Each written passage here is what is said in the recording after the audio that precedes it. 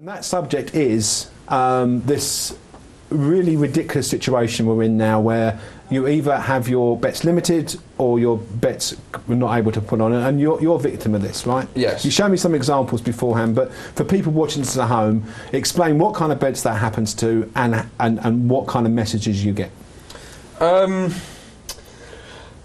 Well, I mean, it can happen online or in shops, but I mean, in shops, I mean, it's just even more frustrating because you see people playing on these FOBTs, and then and you go in and you want to back a horse running a couple of hours later, and yes, I mean, I'm not going to lie, I suppose I've been asking for decent size bets, but I mean, these are huge firms that have 2,000 shops. And we're not talking, are we, a 6-runner maiden? We're talking I'm talking about Saturday, graded racing or group racing, depending on the time of the year. I'm talking about proper horse racing, and you go in and they say, oh, sorry, sir, I've got to phone this through, and they come back and they say, sorry, you can have SP only, or sometimes if it's each way, they'll say you can have the full part at win and half your stake. What kind of minimum bet have you been offered? We're talking 40p, 4 pence. We're not talking ridiculous low amounts. In betting shops, I've been offered £10. Online, I've got one here that's 4 pence. And what's the name of that company? That was Boyle Sports. That was 4 pence at 10 to 1. I've got a screenshot here. Just okay. Did you place the bet, Jonathan, out of interest? Did you place the bet? I can't remember. That's one example. Other examples? Other examples. Maximum stake for Bobsworth to win the Gold Cup is £1 and 1 pence. I mean, who comes up with this? This is Bobsworth in the Gold Cup. This is Bobsworth for the Cheltenham Gold Cup, £1 and 1 pence. And what was if you don't mind me asking, what was the bet you tried to get on? It doesn't say here. Okay, but it restricted you to £1 and 1 pence. Yeah. And we are talking about a Cheltenham Gold Cup here. Yeah. Which the bookmakers will be quite happy to offer that to any new customer on the day and offer them 5 to 1 if Sprinter Sacre doesn't run and there's the best option available. How do you feel about that? I mean, it must put you off. Well, it's incredibly frustrating for me because as someone that has a small amount of experience in the world of bookmaking, I go to Wimbledon Dogs every Friday and Saturday where we field large bets. Bets are an awful lot larger than the ones that the high street bookies are willing to take. And for me, I find it ever so frustrating. I mean, me and my father, we're like a two-man team, as it were, and we go out on Friday and Saturdays and we put our, all of our money is at risk, it's our livelihoods, but ultimately we take far bigger bets and take on almost, I suppose, bigger risk than these huge chains of bookmakers. And I just think that I think that the whole scene, the scenery has changed. They would say, they make a point, and we've talked about this before, I think if one was here they would talk about something called arbing. Right? Now, I didn't know what it was until 3 or 4 months ago, but have they got a valid point?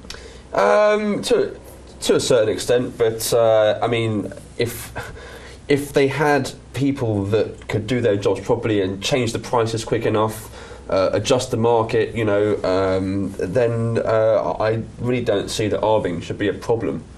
But I mean, the fact is there are huge time delays. Obviously, their traders and odds compilers are caught napping. Yeah, that's the point, isn't it, Billy? I mean, it's like this. It's like this hierarchy that are talking about trading. But if you outdo them, it's like it's classified. You feel like a cheat. Well, the first thing I'd like to say is I don't know. I'm guessing here, but I would imagine there's a very small percentage of people who are sort of professional arbors with high stakes. The average man in the street who gets his stake restricted is not an arbor. So that's not, in my opinion. You get a few high-profile accounts that were doing that. Kind of bets you're talking about are singles and each way, right? Singles and each way. I mean, I can understand, each way multiples being limited and restricted, but singles and each way and win singles.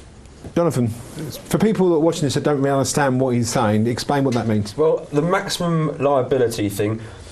say as a bookmaker, you said your maximum liability is £1,000. That would mean that if someone wanted to have 500 at 2 to 1, they could do that.